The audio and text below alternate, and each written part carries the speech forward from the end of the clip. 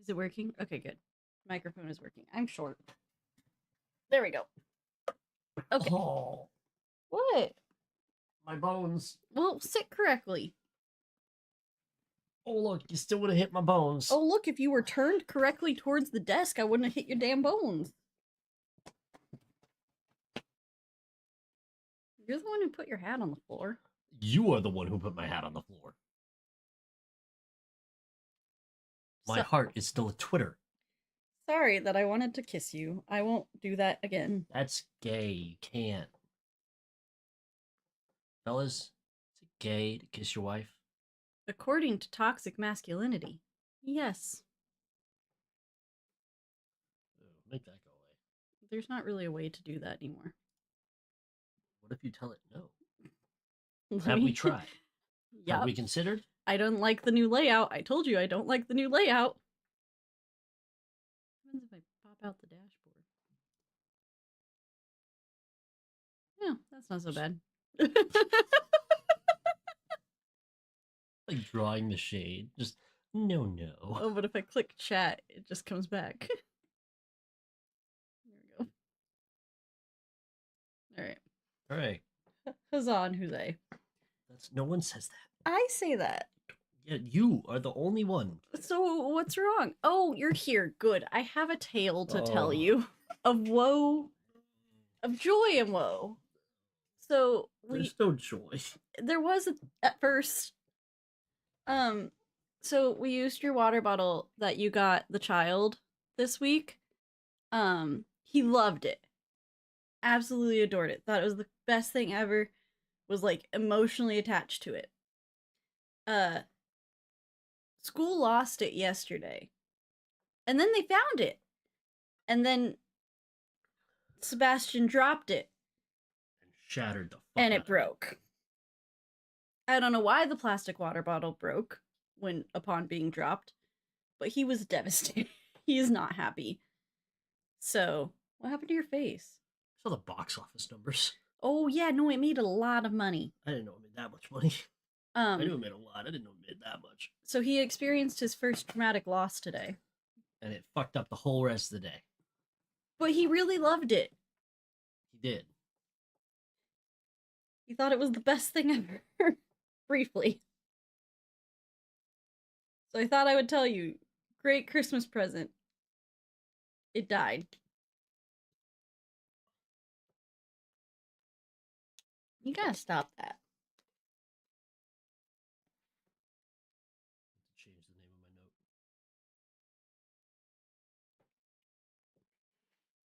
my note. He would lose his mind if another one showed up. What was the name of your note? Jason Momoa handcrafted these mines. But I had to change it because Jack Black handcrafted these mines. Jack Black did handcraft those mines. He yearns for the mines.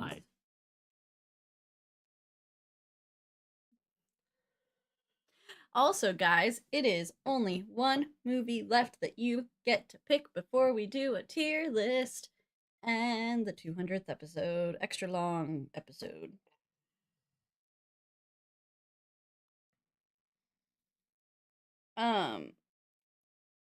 I think are you good with it just being those two options? Did you want to add another one in there? No, I should not be allowed to contribute to that. Then it's about my suffering. Well, I can't think of another thing to add on there that would make you suffer. Other than those two, so I was just gonna do those two. We could make you watch the Tisdale Bring It On. With the less popular Tisdale.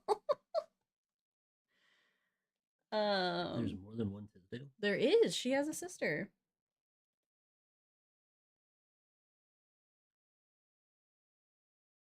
And she's in a Bring It On movie. It's that one. In It to Win It.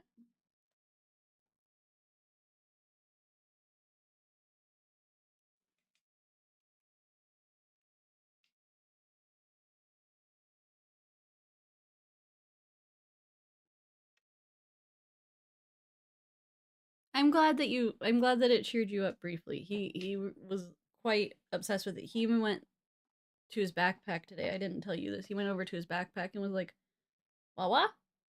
I was like, we don't have it today. Because I was punishing school because they lost it. And looky that, they found it. I didn't provide a cup and suddenly it magically appeared. It's the second one they've lost. I'm a little bitter. What's wrong, dude?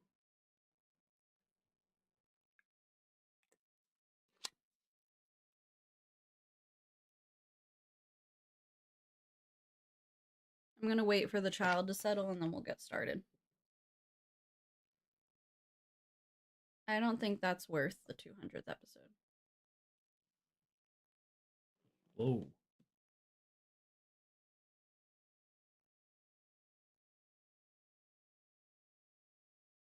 Do you want to go check on him? Yeah. It was a big enough pop. Alright. We might be stalling. Make sure he didn't get sick. We might be stalling.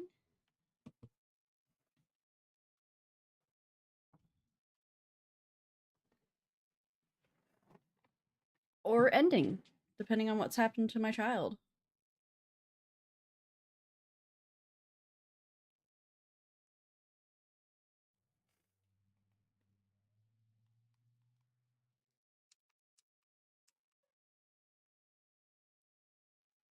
Sorry about this. He just freaked out. He normally doesn't.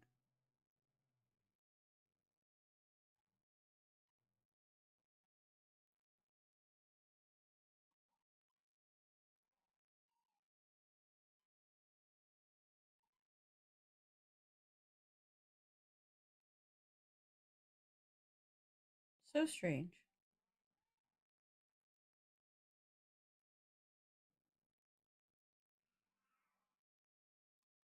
Alright.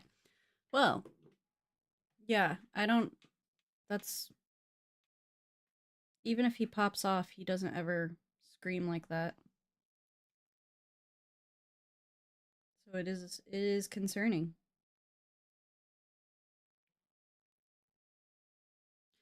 How are you guys?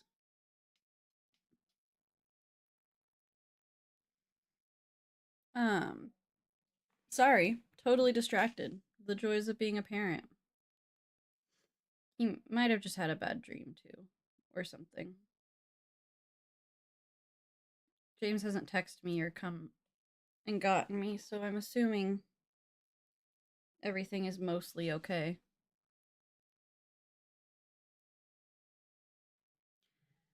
Yeah, have things gotten better than when we talked last? Ooh, toddler beds. I am avoiding it for as long as possible because that's what I've heard is best, is not to change it unless absolutely necessary. So, plus my child sleeps in a king size or a queen size bed anyways, so like most I'd do is take some walls down because he's just in a playpen.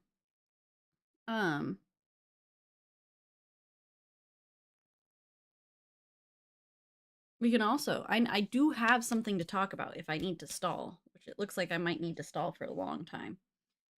I need to remind James that the rule is still 10 minutes. If he's okay.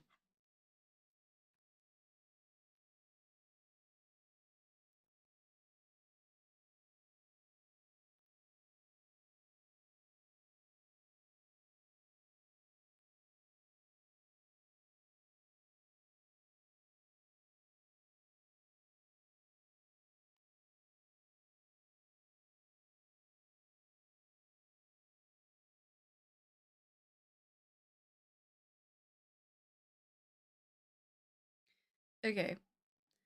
I'm gonna put us on a be right back because there's something going on with my child. And I will hopefully be back. If not, I'll come wrap up stream. Sorry about this, guys. This is unprecedented.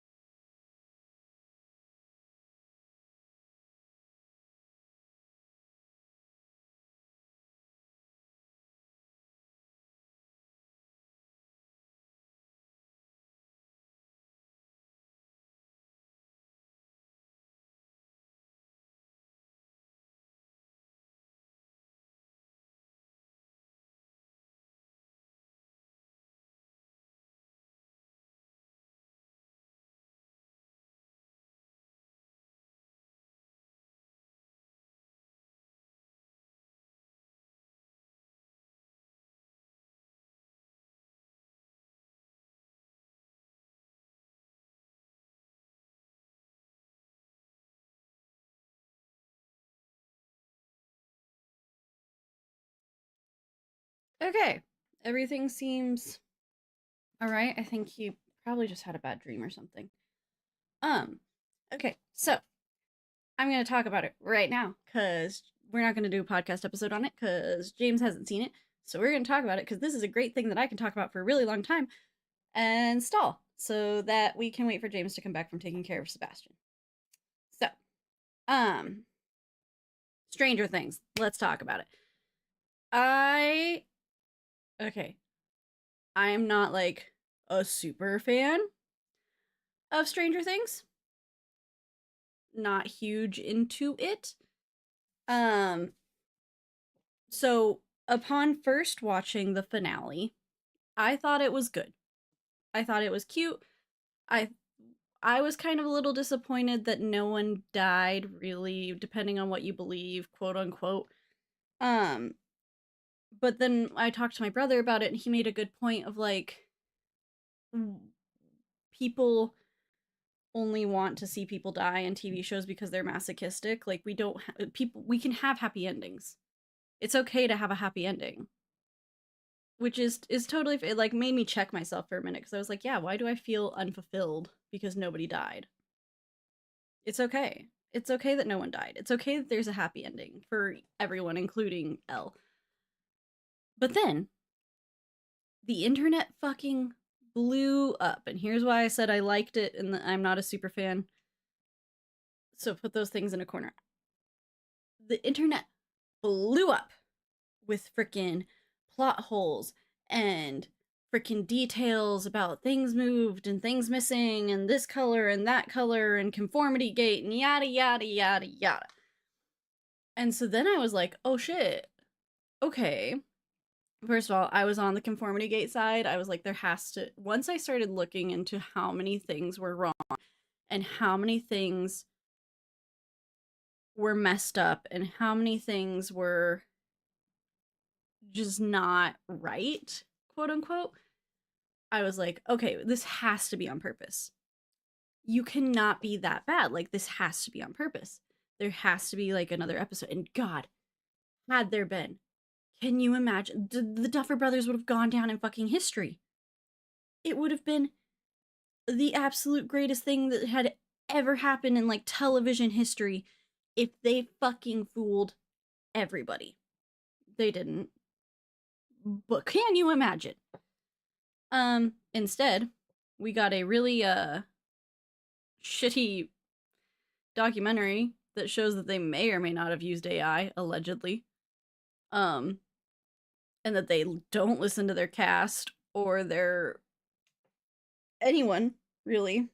Um and can you imagine being so how embarrassing it must be to be so bad at your job that everyone's convinced that you're hustling them and you have to convince everyone that no, you're just that bad at your job.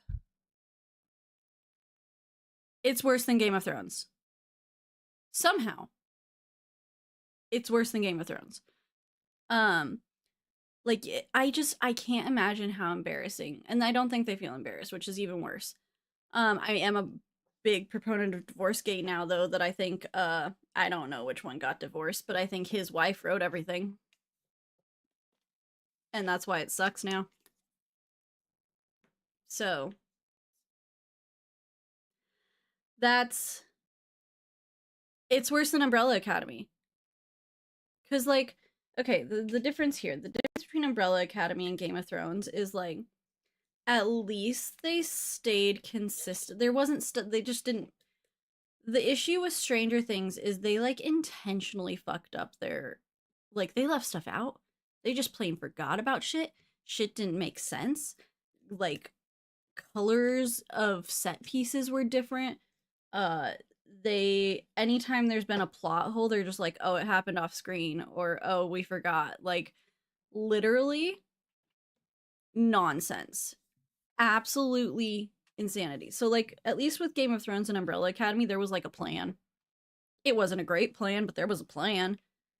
There was no plan, and it was probably written by AI. That's the tea.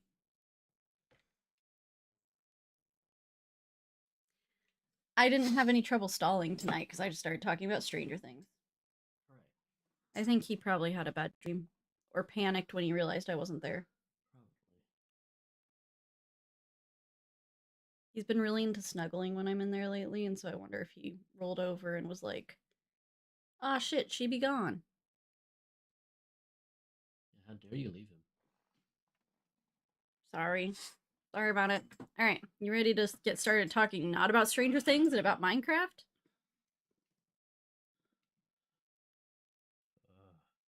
Do you need a minute? Do you need a minute to like flow back in? Because I can keep talking about how fucking their careers are over. Like the Duffer Brothers fucking ended. I don't read that at all. Oh, I do. Okay. I did the their main fan base is trying to cancel them because of how they handled like the coming out stories and the LGBTQ. Oh no. Hollywood doesn't give a shit. This is why I talked about it when you weren't here. Okay. You ready to talk about Minecraft? Okay. All right, 3, 2.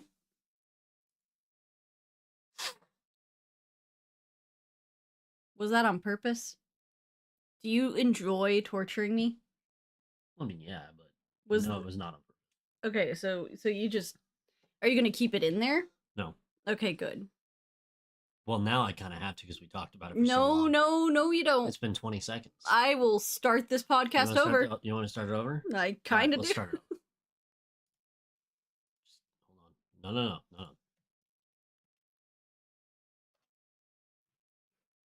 3. But where's our cursor?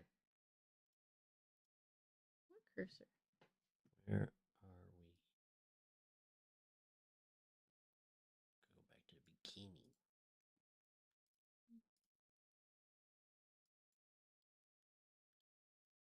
Okay. Take 2 in 3, 2. This is CityWavesCinema. I'm America. That's James. We watched the Minecraft movie. Bam. I don't like this new intro. You don't like my panicked No. talking?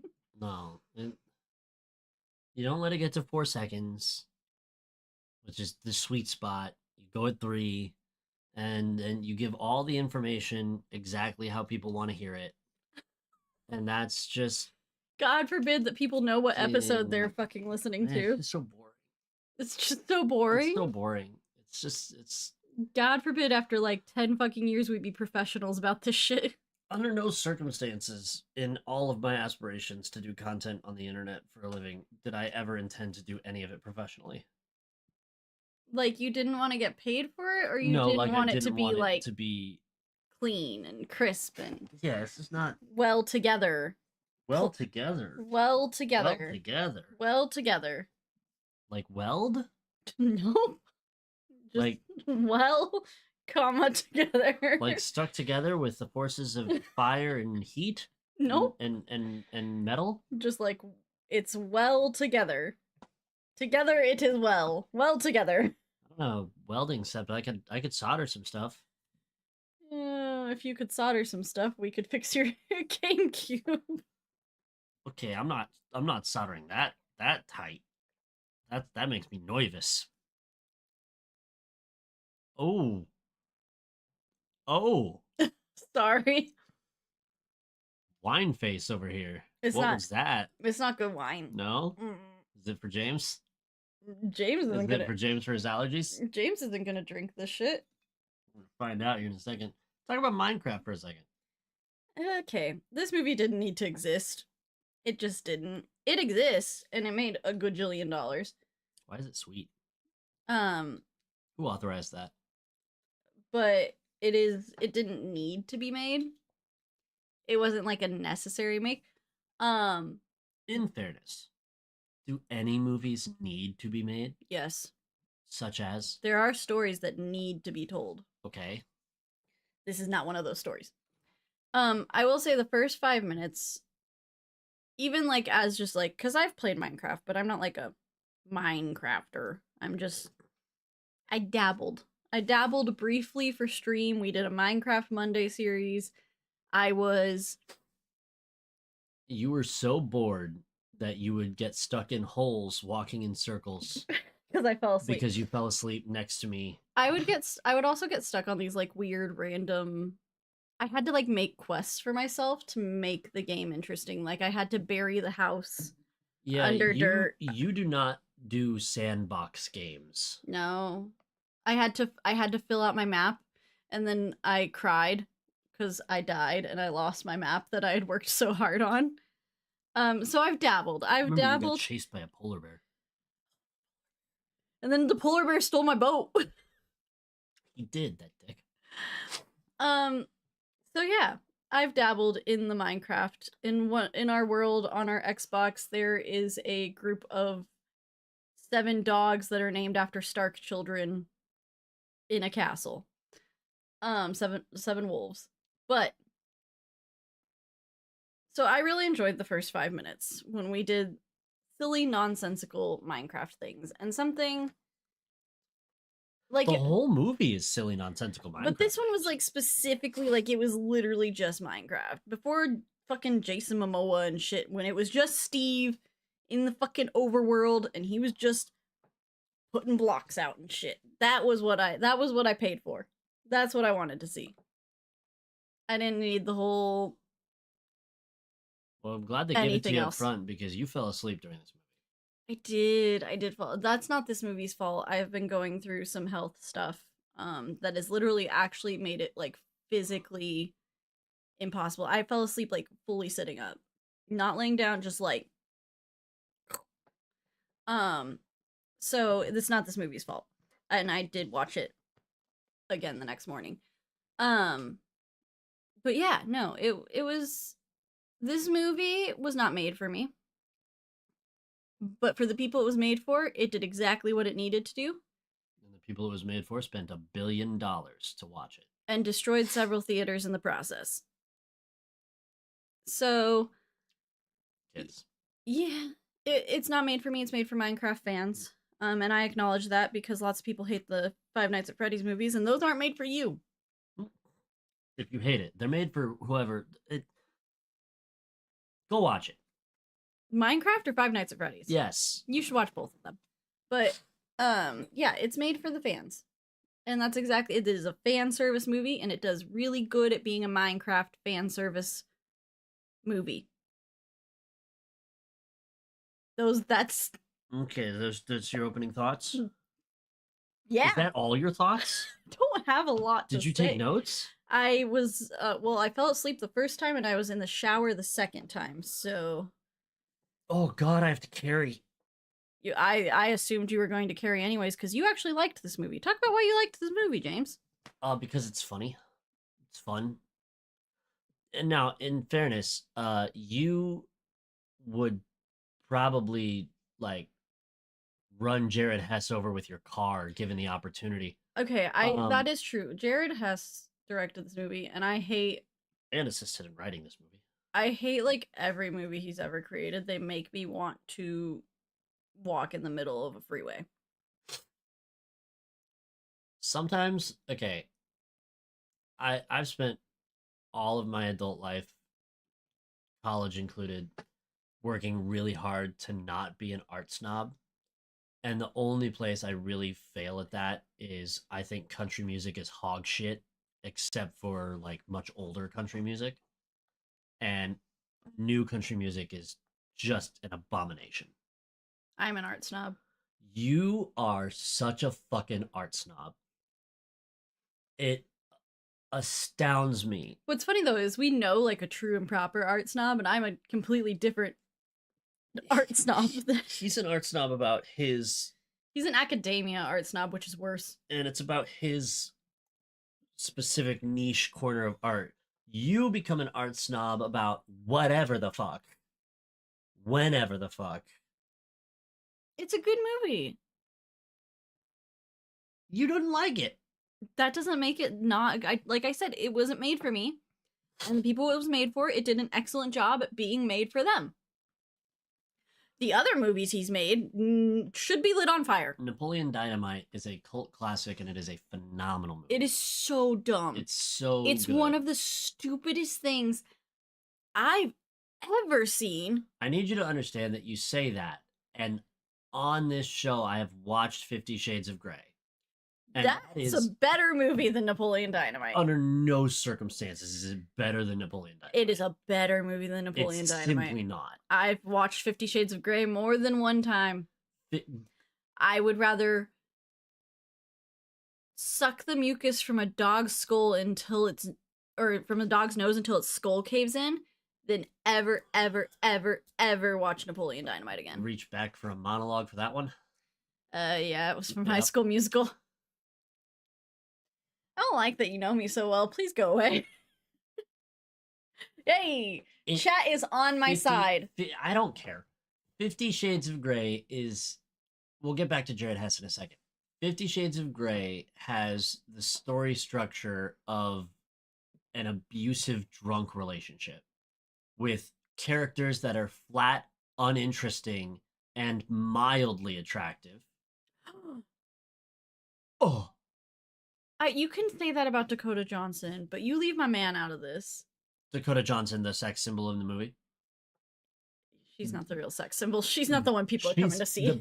Well, that's not that. The thing of it is, Dakota Johnson's role in that role is to be a person that the audience can insert themselves into. Yes. She's the sex symbol of the movie. The sex object of the movie is fucking that guy whose name escapes me.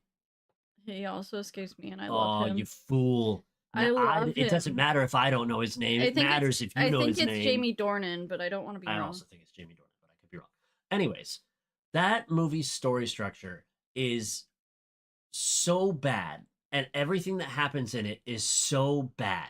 And I talked about it at length for over 2 hours. He's just so pretty. Oh, grand. Look at him. He's also a good actor, and they wrote him a fucking atrocity of a character. He's so pretty. Dog shit movie. Napoleon Dynamite. At least there's something pretty to look at in 50 Shades. There's nothing pretty to look at in Napoleon Dynamite. Well, now that's true. Napoleon Dynamite is a dumb movie, but it has a simple and well-executed story structure. It has characters that are interesting and dynamic. Doesn't make them good, but they are interesting and dynamic. And it's just... This movie, the Minecraft movie, is slightly less good than Napoleon Dynamite. What about Nacho Libre? Nacho Libre is really good. No, it's not. Nacho Libre goes way up high on my list of Jared Hess movies. But it's so dumb. The Nacho Libre is the other movie that Jared Hess is famous for. And Nacho Libre is like a step or two outside of his regular style, but it's got so much heart in it, and it's so funny. No. Yeah. No to both. Yes to both. No, you're wrong. He chases his dreams and he wrestles. Okay. That doesn't mean it has heart. For the children. They make money, they renovate the school. I'm pretty sure. There's another name for it. It's a great movie. Napoleon Dynamite doesn't have heart. I'll say that. Napoleon Dynamite is just strange sequence after strange sequence with some very, very quotable What's the fucking laughs. point of that, though? Like, what's the fucking point of that? What's the fucking point of, God, what's that avant-garde shit that you could not shut up about in Vegas? That you ranted to drunkenly in the back of the Uber to the Uber driver. Where's a Bruta? Yeah, what's the fucking point of that? There's a whole freaking... There's no structure. You wander around bumping into shit. That's not how... No! There's a whole freaking... It rains inside or something. I don't know. I do not have time to get into Forza Bruta right now. We need to talk about Minecraft. Sentences no one has said in real life at this point. Fuerza Bruta is an artistic delight for the senses that follows this theme of life and death and What's the point of Meow Wolf? It's just strange space after strange space with a mild underlying plot that's not too difficult to figure out. Isn't it sort of like Napoleon Dynamite? absolutely And that not. there's a mild plot underneath that's not hard to figure out, and it's just strange sequence after strange sequence after strange sequence. No. It feels like it's kind of the same thing. Nope. Seems like it is, though. Nope. Here's the thing. It made a fuckload of money. Napoleon Dynamite or Minecraft? Well, Minecraft, clearly, obviously, yes. Napoleon Dynamite did post it coming out. It didn't really do well at the start because it was strange and mildly disconcerting. Makes me feel uncomfy. Lots of things make you feel uncomfy. Certain sweaters make you feel uncomfy. Not this sweater. No, jeans make you feel uncomfy. That's true. Your barometer for uncomfy is not to be trusted. Okay, but there's like a difference between uncomfy and like my brain is unsettled. And Napoleon makes my brain unsettled. Really? Yeah. Why? I don't I that's the thing is like I don't like it gives me uncanny valley. Like I feel like it shouldn't exist. Like it exists in a space that I feel like shouldn't exist. Oh, like all those Tim Burton movies. You liked Edward Scissorhands, you hush. No, not that one.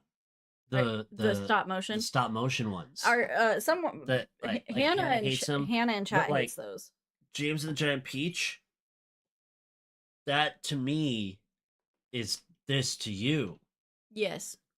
Or that other one. Nightmare Before Christmas? No, you're wearing it. Coraline. Coraline makes my brain feel uncomfy too. I watched that movie one time and I will never again. I like Coraline. It ain't right.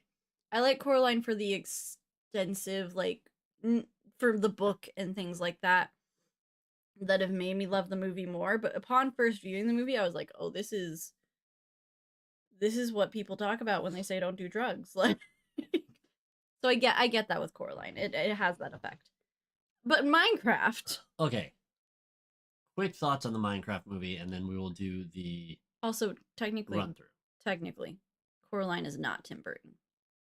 Just stylistically, it's very similar. I mean, his like underlings, like the people that was it another Nightmare Before Christmas scenario? Except this is like his like students and stuff that were like studying under him, like their studio made Coraline. It wasn't him specifically. So Burton's proteges. That's the word. It was like it's not mentor.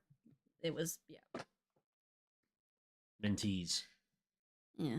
I think. I don't know. Protege works. Anyways, Minecraft. We can debate all day long about whether or not Jared Hess is a good writer or a director, but the films he is attached to are always strange. They almost always, I say almost, loosely. The better ones always get a cult following and always do well. Nacho Libre is a well-beloved movie by a lot of people, myself included. Napoleon Dynamite is a well-beloved movie by a ton of people, myself included. This movie is going to fall into that camp for me, and I will probably watch it the exact amount of times that I watch Napoleon Dynamite and Nacho Libre, which is like once every 5 to 10 years. Steve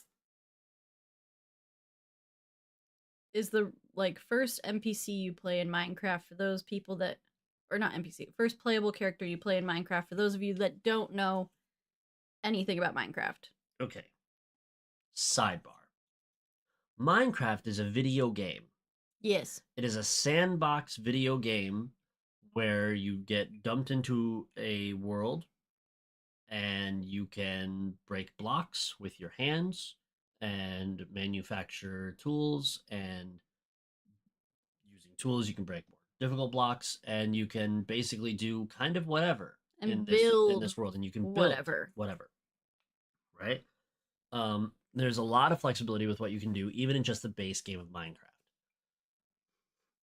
This movie does a really, really remarkably good job of showcasing what it is like to encounter someone who is extremely well versed in Minecraft, at the same time as showing people who have never heard of Minecraft being dumped into the game. And I cannot say that this happened, but in my head it did, and it makes me happy to think about. I imagine that as part of the writing process for the screenplay, the studio rounded up a handful of people of varying ages and genders to play Minecraft for the first time ever. And they just sat there and watched them play and took notes.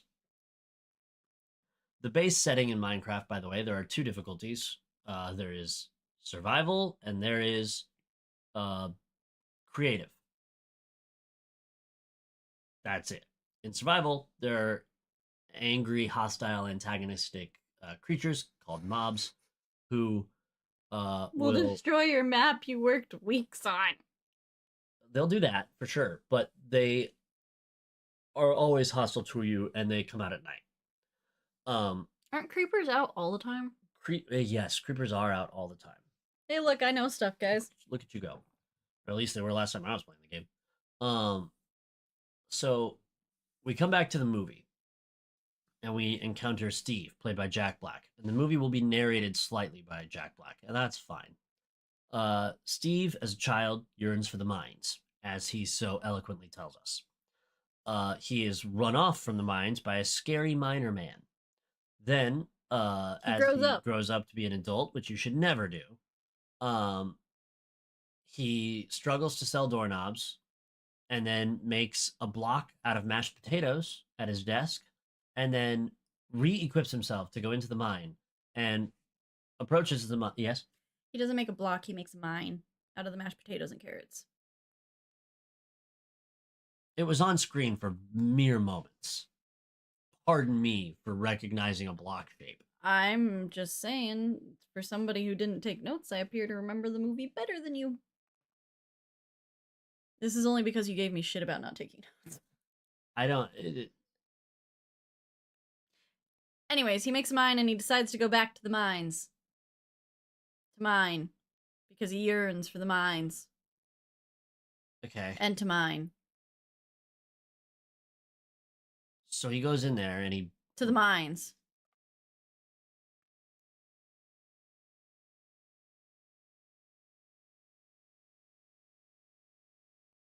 Are you gonna say something? This is just a really long silence for anybody listening. If I do a little bit more deep breathing, we're not gonna have a fight on air. Take breaths like we show our son.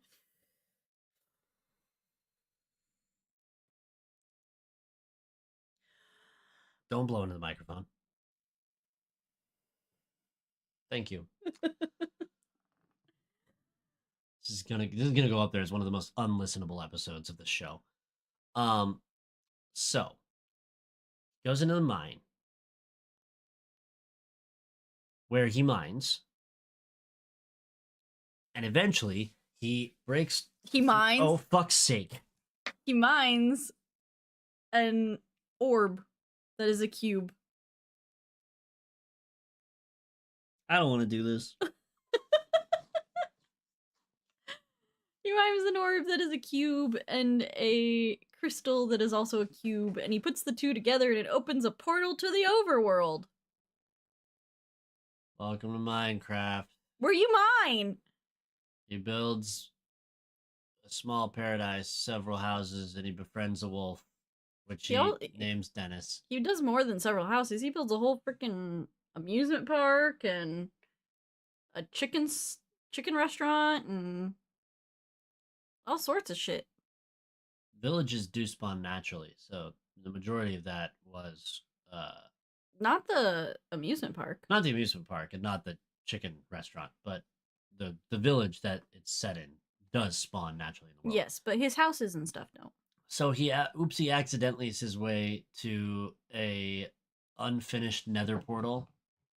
Um, for the uninformed, if you acquire enough of the material called obsidian in Minecraft, you can build a archway. Has to be a certain, I think it's 3 by 2, so it would be 5 by 4 to I think create a that's 3 by 2. correct. Yeah, Yeah. do that, and then you hit it with flint and steel, and you will open a portal to hell. Hell in this case is called the Nether, which is a very cool but also hellish place. I never went in there. It's dangerous. It's very dangerous. So Steve stumbles upon a nearly completed Nether portal, completes it without knowing what he's doing, hits it with flint and steel, and bing bang boom, he's got a portal. He and Dennis go in and are immediately captured by piglins. Now, piglins are little square pigs that hate. Um, he is then imprisoned by their leader, a angsty bitch named Malgosha, who is obsessed with getting gold and hates creativity, which is sort of like the theme of the movie is that creativity is good. I will say that there's a lot of these movies recently. I'm thinking like Lego movie, like these adaptation movies based on like things that children love, where that's the whole plot line is that someone hates creativity and everyone else is like a super creative person. I mean, it's kind of reflective of the current state of the world, wherein companies decline to lean into art and instead rely on AI generated hodgepodge garbage for any and all creative works. Stranger Things, what? Sorry. Gosh, I wonder who else could use ChatGPT to stave off doing creative work. Um, so Malgosha wants the orb being the orb of dominance, because it would allow her a measure of control over the overworld, whereupon she could blot out the sun, which would allow her piglin creatures army to invade the overworld and mine it for all its resources. Because if they go out in the sun right now, they turn into zombies. Yes. So, in a little bit of a hubbub, a little bit of a commotion, Steve sends Dennis with the orb and the crystal back out into the overworld and then back through the other portal into the real world to hide them under his bed at his house. Sometime later, we will meet Garrett the Garbage Man Garrison. Now, Garrett is played by Jason Momoa, and he is a 1980s video game champion, wherein he got his nickname, the Garbage Man. He owns a currently poorly performing video game store in a little town called Chugless, Idaho. Uh, and he is in dire need of cash as he's getting eviction notices and no one likes him, blah blah blah blah. It's because he never left his prime. He peaked, and then he just stayed there. No more character growth. So he goes off to a storage auction that his buddy summons him out to, and he's trying to cut a deal with this storage auction guy to keep the price at a certain level, uh, because supposedly in the contents of the um, storage unit is an old Atari Cosmos. Now, an Atari Cosmos is a real thing. However, if I remember correctly, they never sold any units because it never actually made it to production and never came out. So to find one would be basically finding a test rig, which would be crazy, worth thousands upon thousands of dollars. So the auction goes on. The price of the unit goes well above $100. I think he ends up spending 900. $900 on it, and he tells the guy not to cash the check for like 6 weeks. Um, so he goes in to find the Cosmos, and he finds the box for one, but never finds the actual console.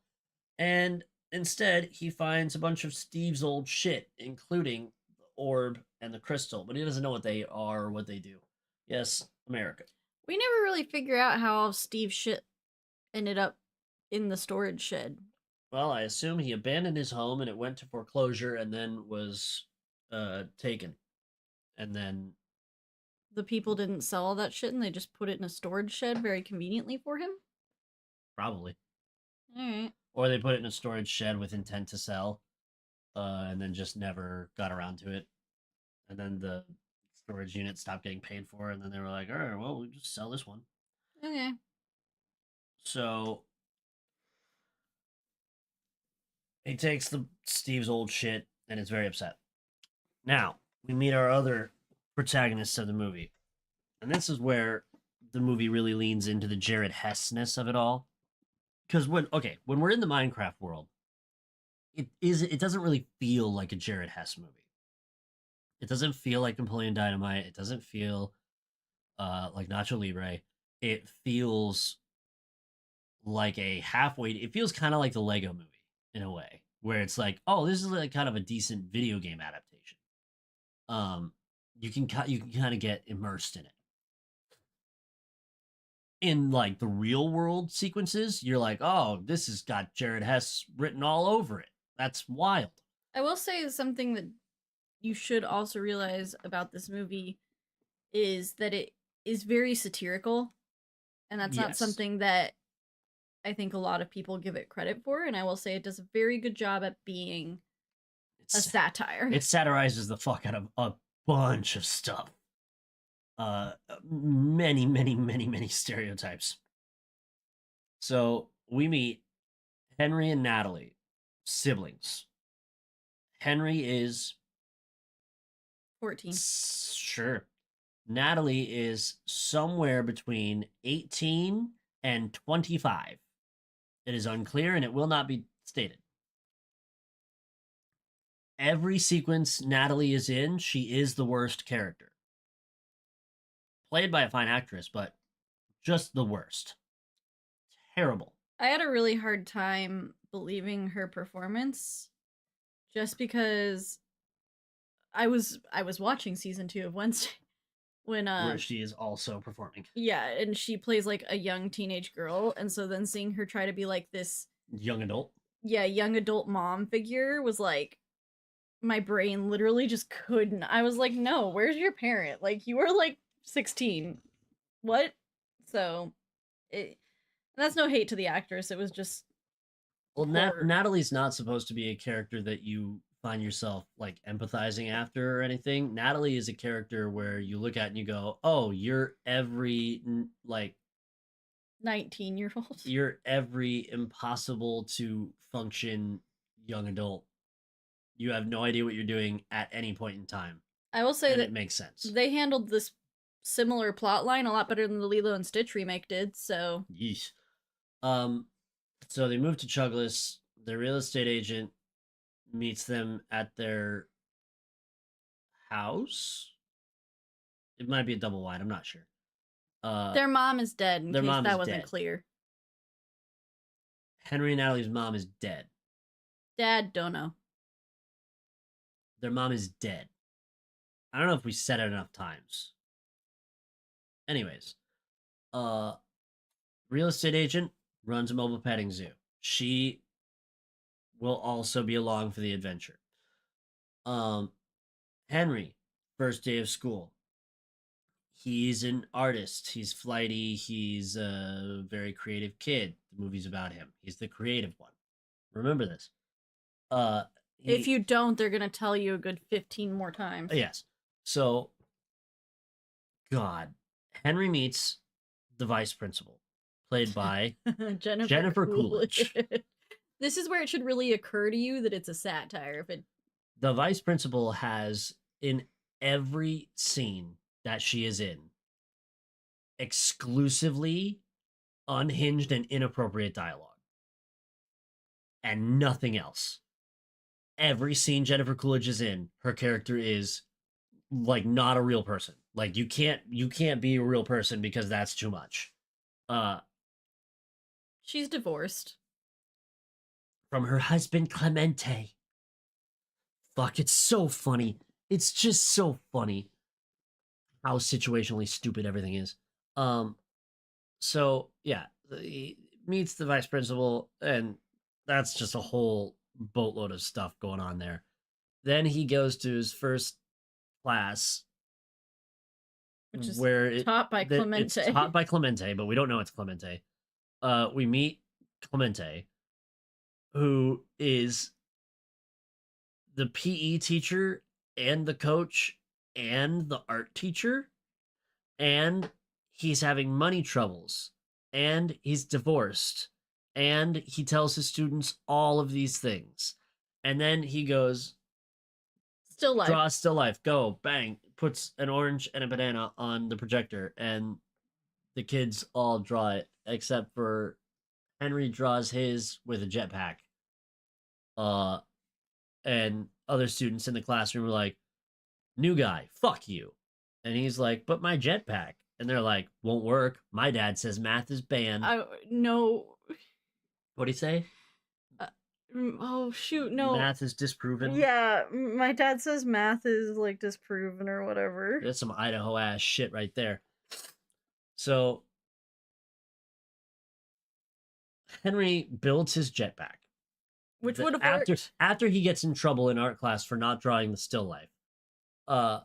He builds the jetpack, which would have worked except for the dickhead kids cut a wire and sabotage the jetpack. Also, this teacher just lets him do this, and then they all go outside to watch him launch his jetpack. Which is extremely Napoleon Dynamite. Also, how long is this class? Extremely Napoleon Dynamite. Longest class ever. I think the thing with a Jared Hess movie is you have to look at it and you have to go, none of this can be real. Because it simply can't be. It's too egregious. It's an affront to nature. So the jetpack test looks like it's going fine until the jetpack goes out of control and pilots itself directly at the local potato chip factory, wherein it kills its mascot. Will hit the support beam on the giant mascot outside the building. I think his name's Spuddy. Chuggy. Chugless. Chuggy the chip. Chuggy the chip will tumble. This is like a 15-foot tall.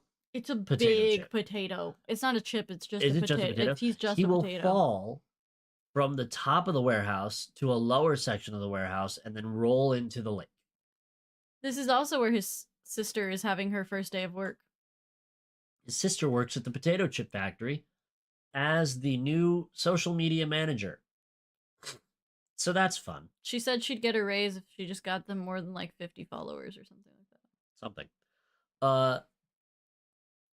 Henry goes to trouble. He goes to the vice principal's office. Oh, man, I missed a part of the movie.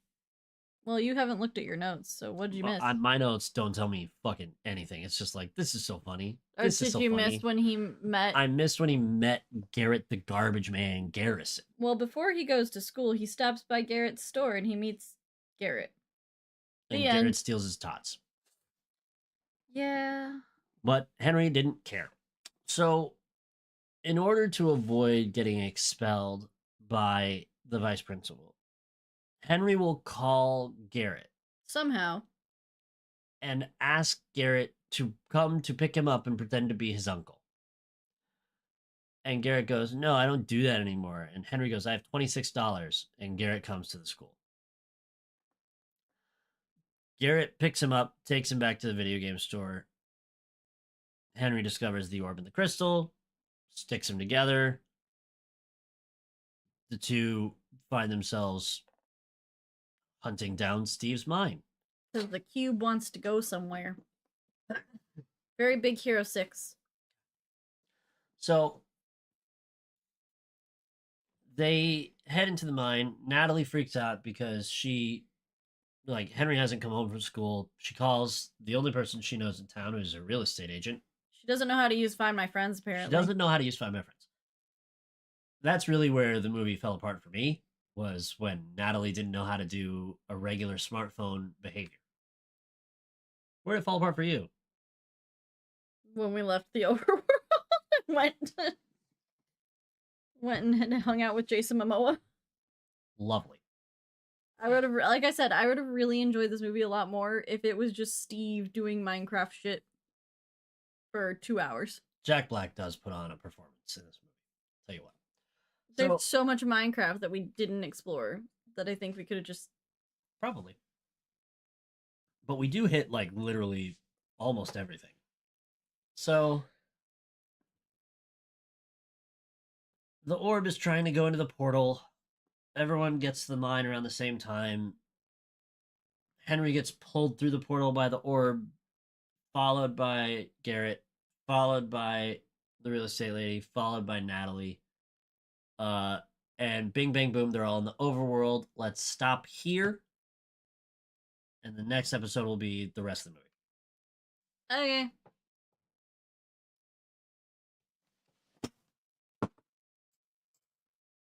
You dropped something. All right, guys. If you weren't here at the beginning, for my ranting and raving, this is me telling you that you get to pick one more movie, uno más, before the 200 episode. So, important decision incoming. What will be the end of this chapter of CityWaves Cinema?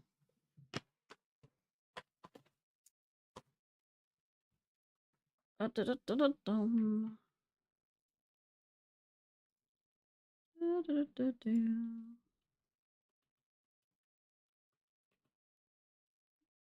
right. I need to cross off Minecraft. Oh, I have an actual pen? Hell yeah. Tired of using tiny pencils. I still don't know what that is.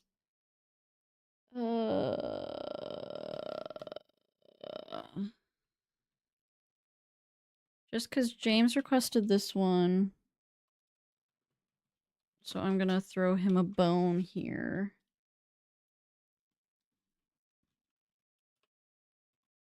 And then...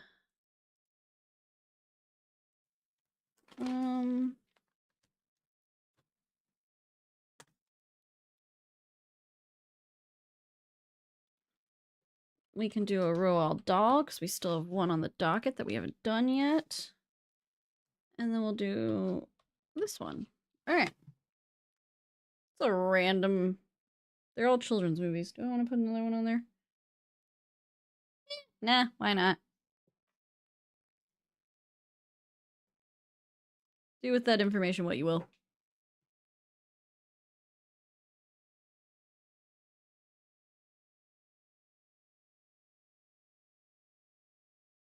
I was still talking, forgetting that I muted the mic. I thought about putting the new Joker movie on there, but then I also decided I didn't want to watch that. Okay, we'll be back in like 5 minutes.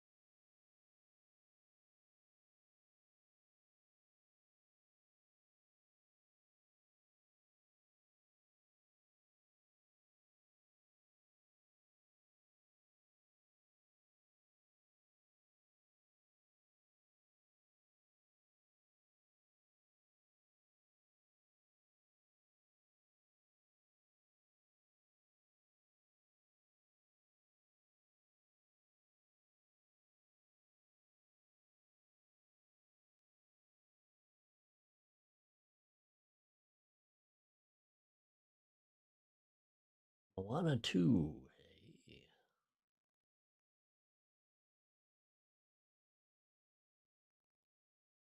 Have you not had enough of Dwayne Johnson's singing voice? Have we not had enough Lin-Manuel Miranda lyrics?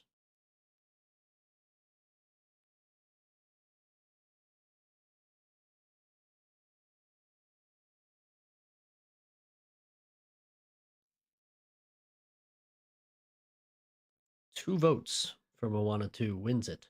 One vote for Big Friendly Giant, and one vote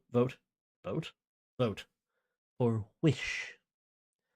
Not a soul wanted Great and Powerful Oz. Thank God for that. That would have been a nightmare. Actual nightmare. Anyone to watch that? Ew. Oh my God. Mm. Okay.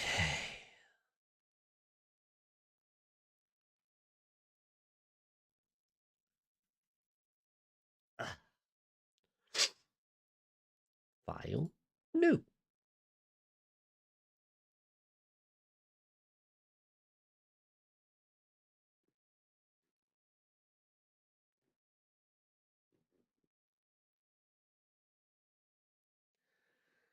Guys, the Minecraft movie made $958 million. And it cost $150 million to make. Who's Mika Kunis?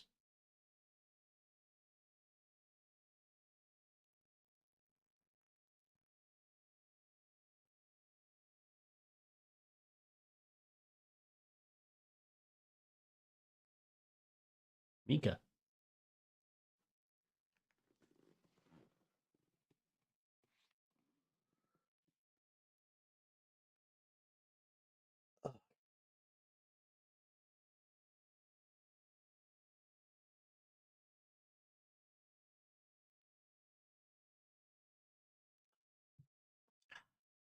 Stay hydrated, kids. The allergies are getting really bad out here. Now, the majority of the audience isn't in Texas, but let me tell you something about Texas and Oklahoma. It's true. It's not just Texas that has this problem. In the winter, the cedar trees bloom and they put their cedar cum everywhere in the air, on the cars, in your clothes, in your hair, in your nose, in your mouth. Awful. And everybody's getting it. The cedar trees are bisexual. They do not care. Everybody suffers, especially if you have regular allergies. If you don't, you might skate. But when it happens, and it is unavoidable, every year it happens, suffering. Sometimes on days where there's not a lot of wind, you can see the haze of all the pollen everywhere. And it covers the entire state and Oklahoma. Astonishing. I am suffering. In case that wasn't clear. How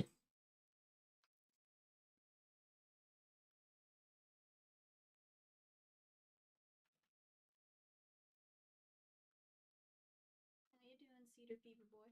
Talking about cum. Oh, I heard. It's amazing this channel's been around for as long as it has, and we haven't been freaking canceled yet.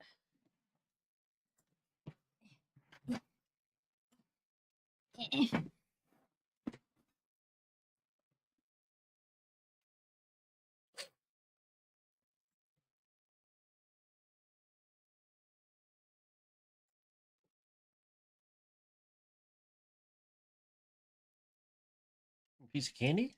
Mm-mm, Tums? mm-mm, Methamphetamines? mm-mm. Oh, not even fun.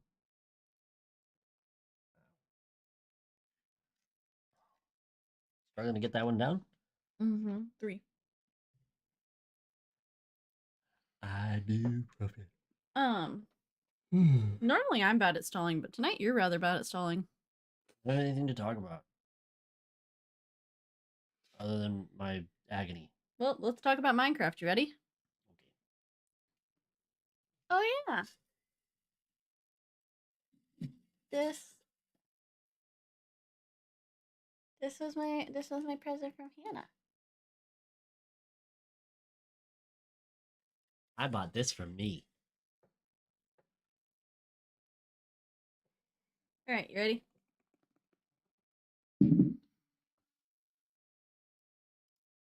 Yeah, all right. 3, 2, 1.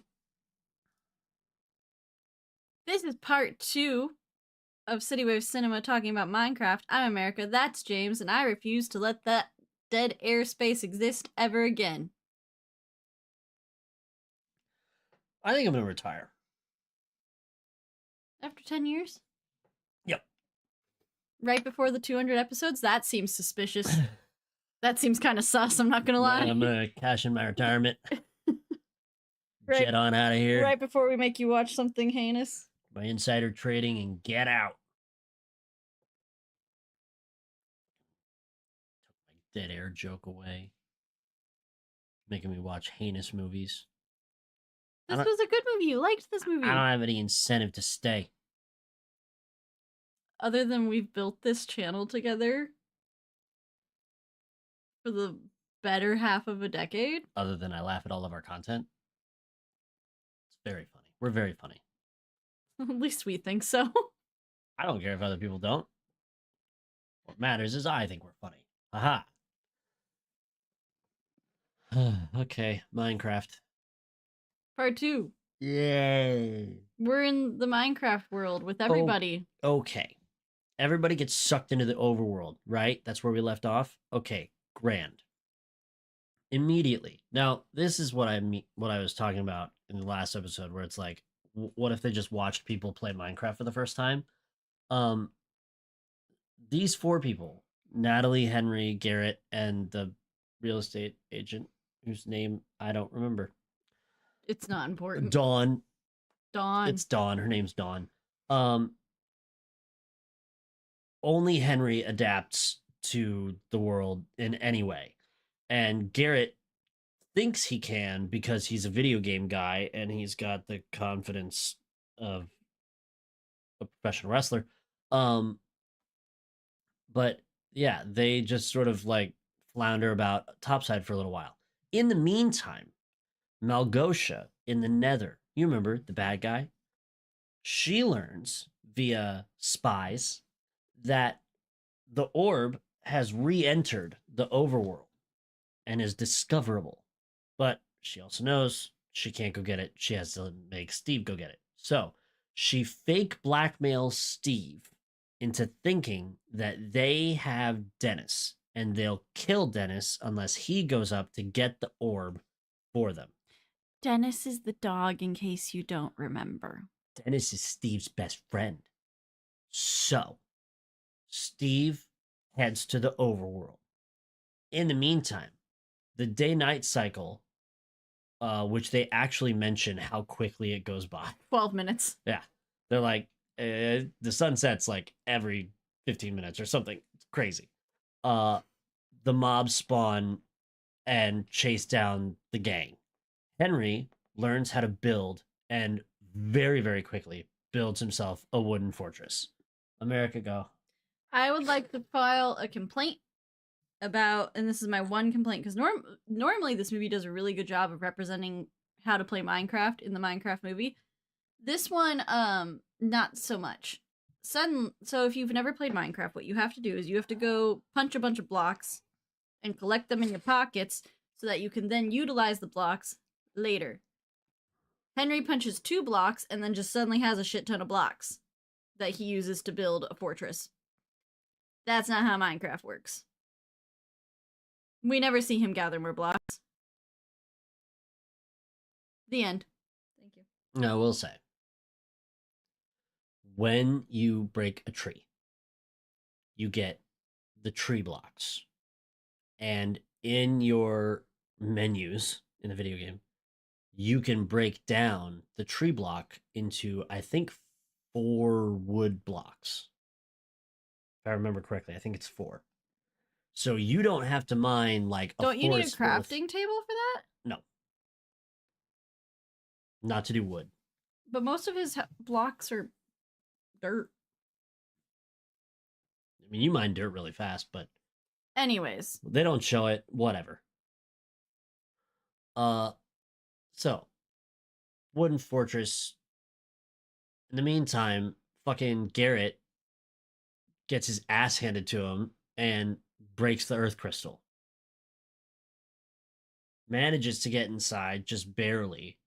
They're chased to the very top of the tower by the zomboys, and then boom, the sun starts coming up, and Steve appears, and he kicks all the monsters' asses because he's a Minecraft veteran, right? Um, then introductions all around. We learn that there is, pardon me, a replacement crystal,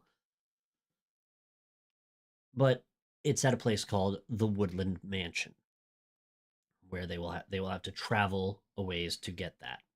So because it's their only way home. we do a quest preparation sequence. We go to the nearby village and we do a bunch of Minecraft nods. We see the most heinous villager renderings I've ever seen. Yes. Don't forget about the villager that leaves. Ah, yes. One villager does manage to get out via the portal before it is broken.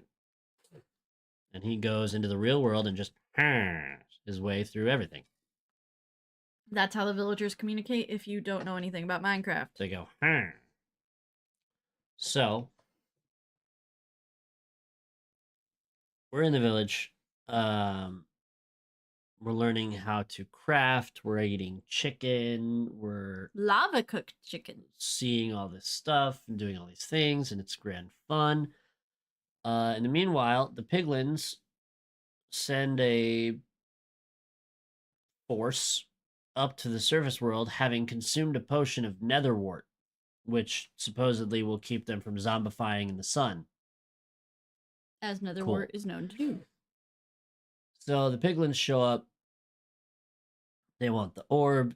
They attack the village.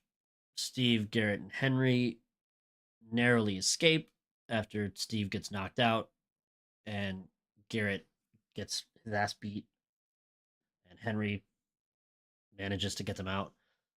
In the meantime, Natalie and Dawn get separated from them and befriend a wolf who becomes Dennis.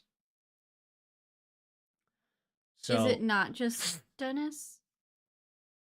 Unclear. I was confused. Well, the thing is, every time you tame a wolf, they get the same name tag. Yeah, I was confused about that because I thought it was a different wolf. It could have been. But then what happened to the original Dennis, James? Who knows? These are questions that I need answered. You won't. No answers. But what about the wolves? I don't know. I have 7 poor wolves trapped in a castle somewhere. They're frozen in time. They're fine. The wolves. So, the plan goes to shit. The piglins do not get the orb. Malgosia sends the Great Hog, a giant piglin, to try and sort it out. Now, the boys get to a safe house. Steve mentions that he's got a boatload of diamonds at the redstone mines. Garrett, being broke, is interested, somehow off screen, has stolen the orb from Henry and holds it hostage from Steve and demands diamonds in compensation for getting the orb back from Steve. And Steve is left with no choice but to agree. Steve is just put between a rock and a hard place most of this movie. Yeah, pretty much. But also Steve is like sort of the master of his domain. So like at no point in time, like even if Garrett takes all of those diamonds, Steve can find more diamonds. There's got to be more diamonds. Anyways,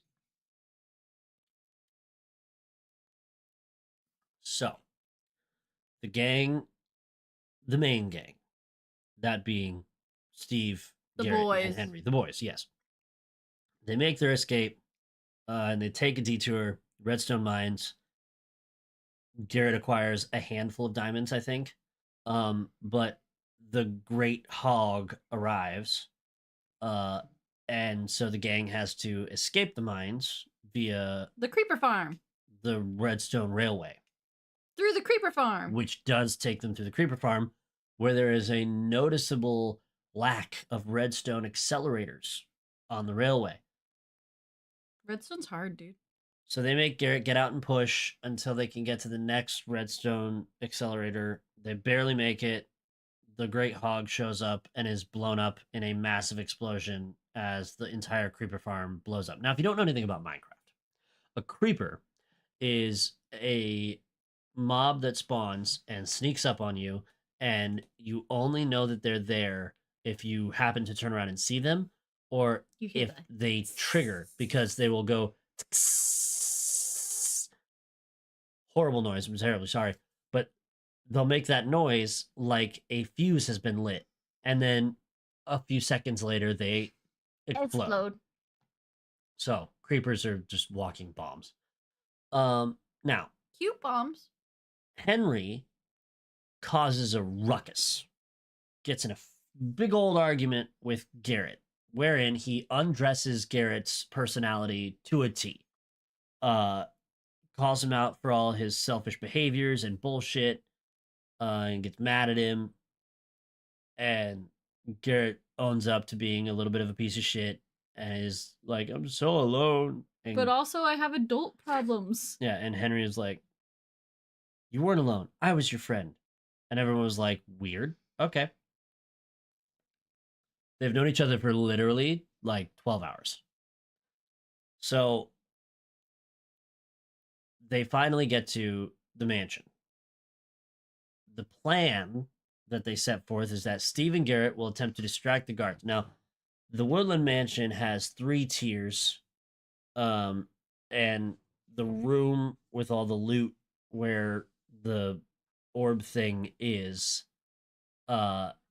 guarded by various mobs on the outside, and then inside the room there is a Enderman. Now, if you don't know anything about Minecraft, this movie's not for you.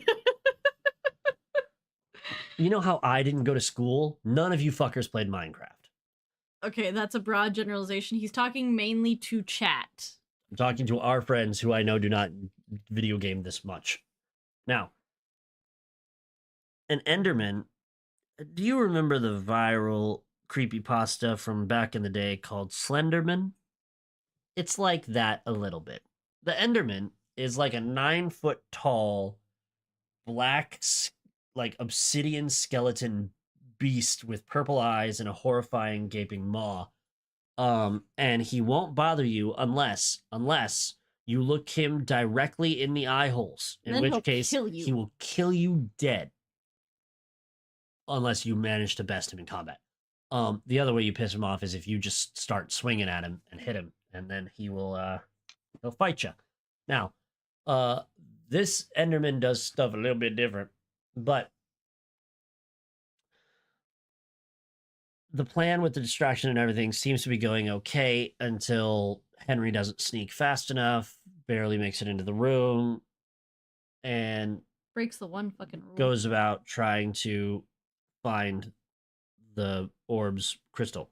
He does. In the meanwhile, Steve and Garrett get taken captive and put in a fighting ring. You may have seen clips of this. This is what destroyed the theaters. A fight to the death is called for, wherein Garrett will have to fight whatever mob is brought forth. And they drop a chicken into the ring, and then they drop a child zombie into the ring. Chicken jockey. Creating the extremely rare mob spawn known as the chicken jockey. The chicken jockey beats the ever-living shit out of Garrett. Jason Momoa really showed up in this movie to be goofy and get hurt. Yeah, he's also a big nerd. That's what I said about like Jason Momoa and Jack Black being in this movie. Is they're both really, really big nerds. So they just went and got to play around in a real life video game Yes. all day, which is like, I mean, go off. Like, You could have done this movie 10 years ago with, if you wanted to have a mega buff dude, you could have got John Cena, who's also a mega nerd, and you could have got who's the other character actor that we really like? I'm not going Jim to help you Carrey. out. I Jim was like, Carrey. not a chance. Fucking going through the list of all his movies. Um, and it would have been a very similar experience. Would have been funny. So Jim Carrey's already doing video game movie. yeah. He's doing Sonic.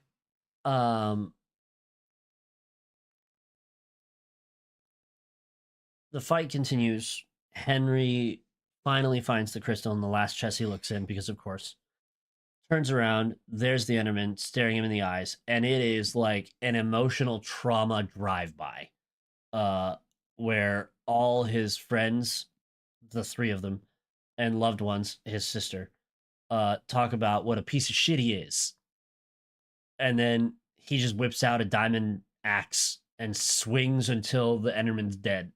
Which is not how Endermen work. It kind of is. That's one of the most effective ways to fight them. I mean, with the whole eyes and the. Oh yeah, no, they don't cause you emotional trauma every time they look at you, but they do try to kill you.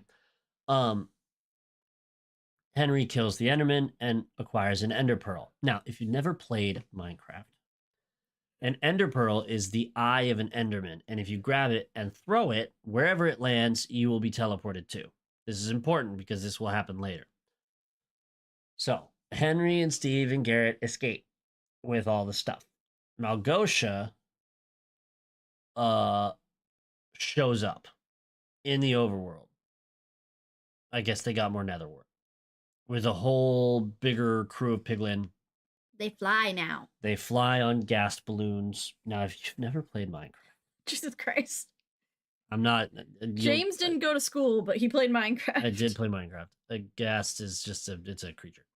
It's like a, you know, the ghosts in Mario. I was gonna say, It's like that, and it shoots fireballs at its mouth. Specifically, if you poke him in the tentacles.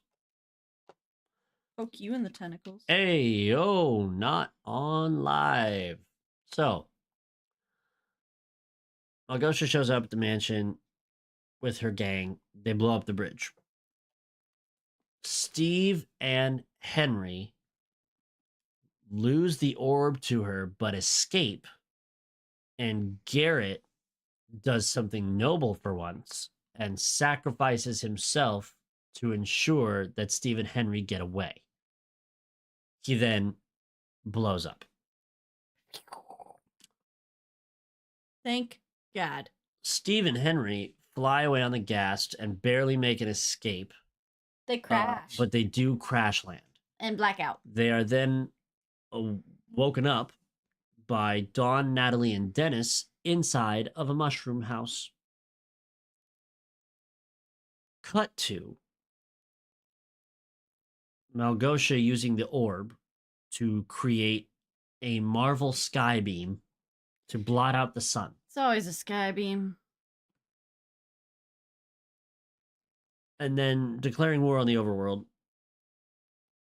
And finally, the gang arrives back on the scene with a whole bunch of weaponry and a small army of iron golems. Now, if you've never played Minecraft, an iron golem is basically a protector of a village, and they won't do anything to you unless you fuck with a villager. And then they will nuke you to death. They are deeply dangerous to fight. A battle ensues.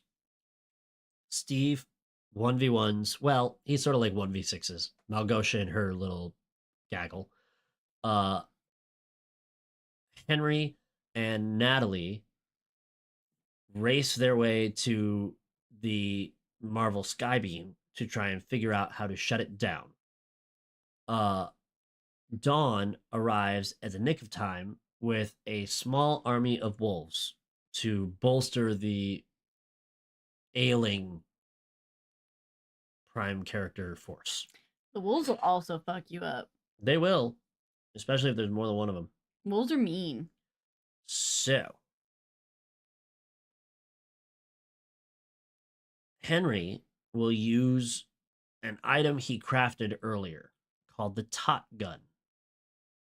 Well, it's a tot launcher. This is not a real Minecraft item. This is not a real Minecraft item. You can't make this in Minecraft. You probably can now. Maybe. And he fires the ender pearl up onto the beam. There, he obtains the orb, restores the sunlight, causing Malgosha and her army to begin to zombify. He is also, well, okay. He doesn't just obtain it while he's up there. He falls. He's saved by Garrett. Because of a oopsie. He is saved by Garrett swooping in on a ghast glider. They do a little loop around and come screaming in for a bombing run, like in Star Wars, poke the tentacles of the ghast, and shoot a trio of fireballs into the base of this sky beam, blowing it up and causing the orb to fall and come to rest on the ground. That is how they obtain it. Yay, woohoo, hoorays all around.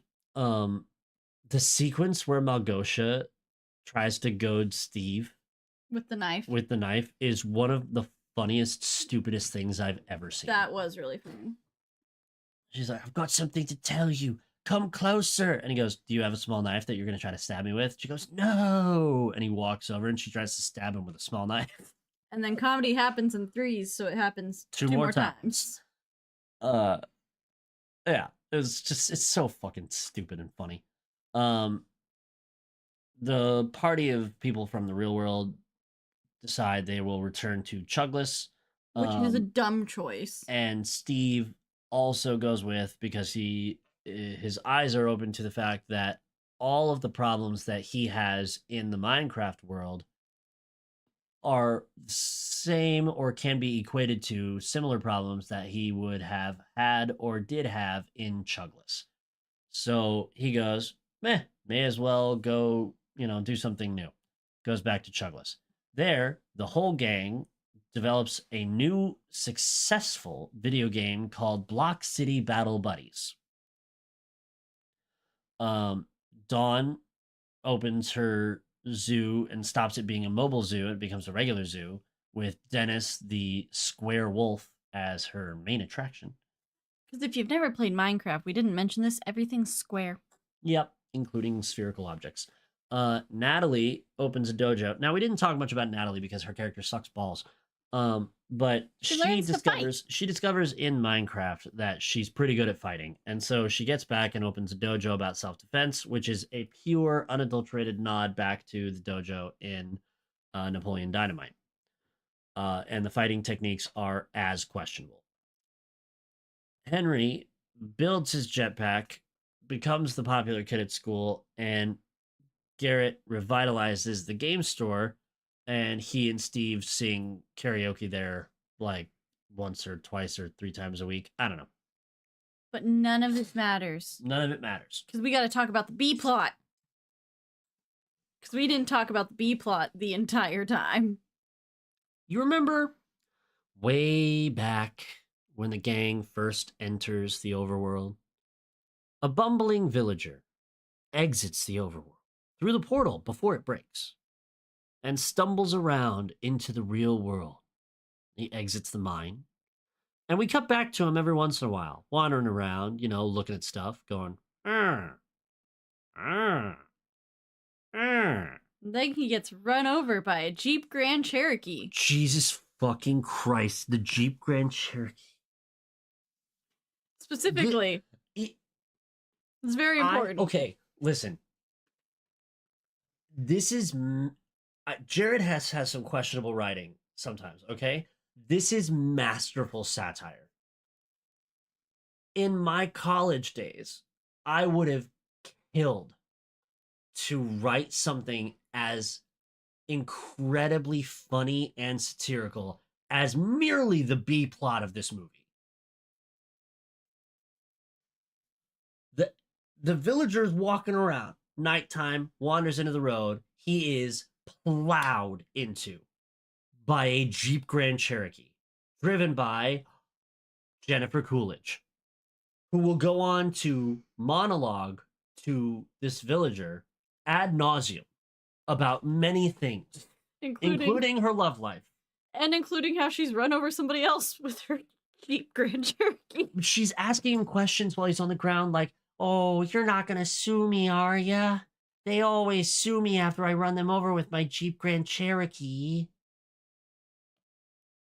Who else could deliver on those lines? Did Jared write those lines? Did Jennifer get to improv the whole time? Those are the questions I want answers to. Fuck all the video game nonsense. I need to know what happened on set.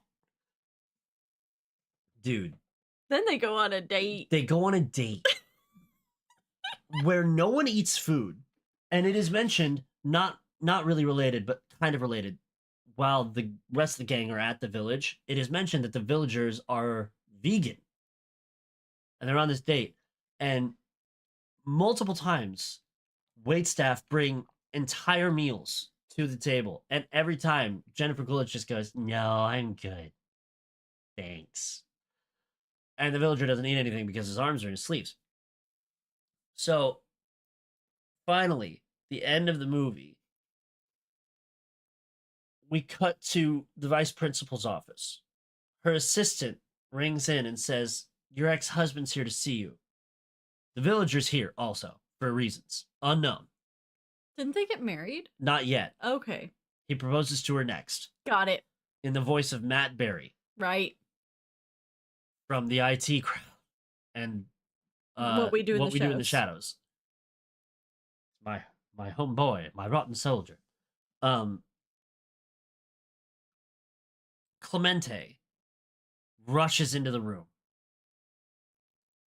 And the gym/art teacher and Jennifer Coolidge have a heated exchange briefly about how their relationship is over now, which you just feel like you're seeing something you weren't supposed to the whole time. And then the villager gets brought up, and he spent enough time, hours, in the real world to have learned the language and have a fully changed voice.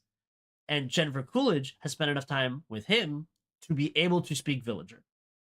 And they have a brief exchange where they talk about that. And then the villager says, in Matt Berry's voice, "Ever since I met you yesterday, I've wanted to ask you, will you marry me?" And she responds, "Yes, of course, something, something," in villager. And then there's another post-credit scene. Because God forbid we just have credits. Lots of movies have dropped the post-credit scene, which is good. Just put the content in the movie. Says the person that was just complaining that Pixar doesn't do. Well, what Pixar did was they started by putting bloopers from their movies in there, as though the movie wasn't a movie. It was like made by the toys. It's Toy Story is my thought there. And those bloopers are so funny because it's extra, like, you don't want to put that in the movie. It would detract from it. But you still wanted to do the funny haha thing for the kids. So you put it in the credits. That's fine. And the important thing is, it doesn't take away from the credits. The credits roll at the same time that the blooper reel rolls. Marvel started doing a mid-credits break to do a scene, and then a post-credits break to do a scene, and then you still have to stick around just in case they do something wacky in the logos at the very end. Yeah, and the biggest lore drops happen in the fucking Naturally, post you have to credits. you have to piss off theater staff to get the whole experience, and that's not okay.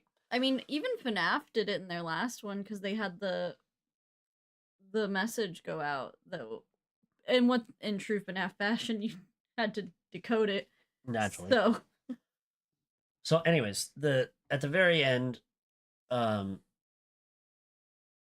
Steve goes back to his old house, knocks on the door, and it is opened by an unknown female figure. And Steve recognizes them and goes, Alex, which is the name of another skin in the game. I believe it's the second player skin, but I could be wrong about that.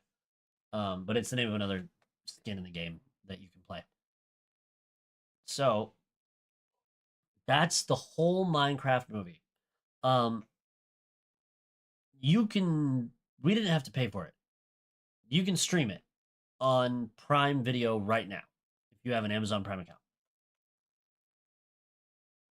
It is highly entertaining and extremely good satire, especially if you like Jared Hess. It is moderately entertaining and very good satire if you don't like Jared Hess. With that information, I think everyone should watch it. Anyways, uh, it already did its run at the box office. It made $950 million, and it's just very funny. And you one of the things I really liked about the movie is that every actor, regardless of importance or fame level, puts their whole self into this movie. Everyone is performing as hard as they can. that is true. Whatever your thoughts on Jared Hess are, I will say this for him. He gets his whole cast in every movie he works on to buy in 100% This is true. every time. Yes. No one phones in a performance. Nope. Everyone acts their fucking ass off, even if the character's bad, even if the lines are dumb. Everyone works so hard to make it this immersive and believable experience, and that's part of the magic of why it's so good. Is they slip into the roles effortlessly. Now, to be fair, Jack Black really just spends most of the movie saying things from Minecraft and making Jack Black noises. You might recognize some of them like "Pow" or "Kasha," stuff like that. Jason Momoa spends a lot of the movie looking very intense and getting his ass kicked. Very funny. Um, Jennifer Coolidge leans into it heavy, which is so fun because she didn't need to and she did anyway, and it's so good. The fucking guy who plays Clemente, He goes so hard. so good. I need to check. Actually, I'm gonna check right now because I swear I've seen him in something else where he did the same thing where he just leaned super hard into the character, but I cannot for the life of me remember what. But all the kids do it as well. It's it's so good. It's okay. It's not for, if you don't play Minecraft, it's not for you. A lot of these, and which is okay. It's not meant for me. It's okay to make movies that are not meant for everybody. And it's okay to make movies and have them be exactly what they're supposed to be. This is a movie that is exclusively Minecraft. It doesn't pretend to try to make like Minecraft more realistic. It doesn't try to pretend to make Minecraft more digestible. It is a movie about Minecraft I was totally wrong. that does Minecraft things. There's a crafting table. You have to you put things in a certain order to make items. There's blocks that you can punch and build stuff. There's like mobs. There's chicken jockeys. It's exactly what it says it is. And that is okay. It certainly does not try to pretend to be something else. And it's that's a good thing. Yeah, it sometimes you have movies where they try to do too many things. You especially get that. We're gonna harp on Marvel a little bit here with the Marvel Cinematic Universe, where you did it in Iron Man where you had a comedy, but it was also an action movie, and it had a acceptable amount of heart in it. Um, Talk about movies I hate more than Minecraft. I mean, it had a good character arc for Tony Stark. Fucking hate It was good. Iron Man is literally what made me not watch the rest of the Marvel Cinematic Universe. I watched Iron Man and wow, this sucks. And then Iron Man 2 came out and I was like, nah, I'm good. And then the rest of them fucking came out and I was like, well, I'll never catch up now.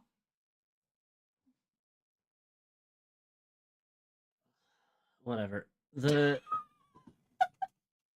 I feel like I've just rendered you speechless so many times this episode or this movie. For being such a pusher of art, you have astonishing hatred for a ton of art. Make good art. You do not get to be the final authority on what is and is not good. I didn't say I was. But you have declared that it is bad, and your opinion is useless and worthless to everyone because it's an opinion. No one has to take it, but you're allowed to have it, and it's important that you have it. It's important that you hate Iron Man. You're also allowed to be wrong. It's just funny to me that you are so anti certain art forms and so aggressively for other art. I'm gonna stick that lip out a little farther. I can dive off it into a pool. If my opinions are worthless, why are we doing this? Because my opinions tend to have like emotional rage rants on them. Oh, so your opinions mean something and are worth something, but mine are not. Oh no, mine are very worthless, but people think they're funny when I say them out loud. Yours are mean.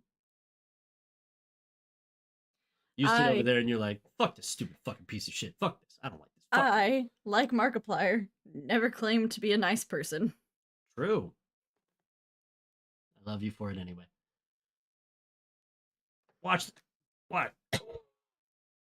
He can't say it because it's so bad. Watch the movie. It's very good. I'm not gonna watch it another time, but like, it was good the time I watched it. What's your rating? Probably like a 6.5, 7 out of 10, which is around what it is on IMDb, believe it or not. Buoyed by a shitload of 10-star reviews. God, wonder who wrote those. The average is around 5. That's what I'd rate it, like 5. It didn't make my eyes want to crawl out of my skull, but I would never watch it again. See, it's fine.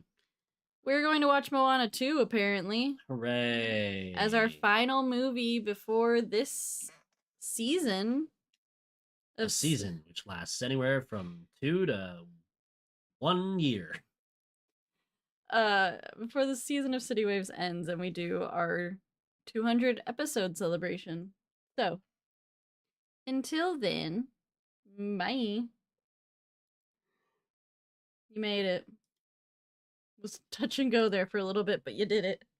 Your eyes are so red. I can tell it's allergies because of your eyes. I'd rather the air hurt my face. I'd also. But I can't afford to live in the place where the air hurts my face.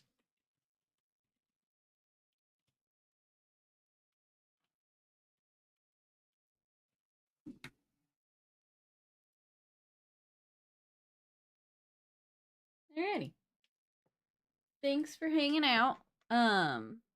We got some exciting stuff coming up because we'll have our final movie. We'll have the tier list episode, which is going to be that was a huge episode last time. Lots of people hung out. We're going to have our 200th episode, and for those of you interested, briefly, we're going to take a detour back into video games. Oh yeah, because fucking Poppy's coming out. Because Poppy Playtime has Chapter 5 coming out, so it is my annual time to torture myself and everyone around by playing Poppy Playtime, because we started this shit, we're gonna finish it. It's kind of like Bendy. Yep. We're just stuck now. We're never gonna start like a new series on this channel, but anytime one of those old ones comes up, we'll be here. forever and ever and ever. It's true. Bendy's your hell, Poppy's mine. God. There's like 6 more Bendy games coming out too. Sometime. That's illegal. Don't worry, it'll be like another 7 years before we see the rest of Deltarune and or another kindergarten. So I don't think we're gonna see the rest of Deltarune. I don't think it exists. I don't know what Toby Fox is doing. Trying not to kill himself due to the state of the world, probably. That's what I'm doing. He's also probably just trying. It's one of those things because like he made Undertale and Undertale was so, it blew up so big that's like how do you move on from that? How do you keep going? Oh, I forgot About Undertale? No, that Garrett Garrison got a sponsorship deal with Sizzler Steakhouse. You were really excited about that, and then you didn't mention That's because it's like there's hardly any Sizzlers anymore, and so it's a callback to the '80s specifically, but also like Sizzler had so many weird things going on over the course of that company's existence, and it's just so funny that like why is that steakhouse the one that gave him his sponsorship? Why everything in the movie? Whoa. Sorry, we just discovered we could put Wikipedia in dark mode. My eyes immediately chilled out. I'm so happy. Holy shit. Life changing. Goodbye.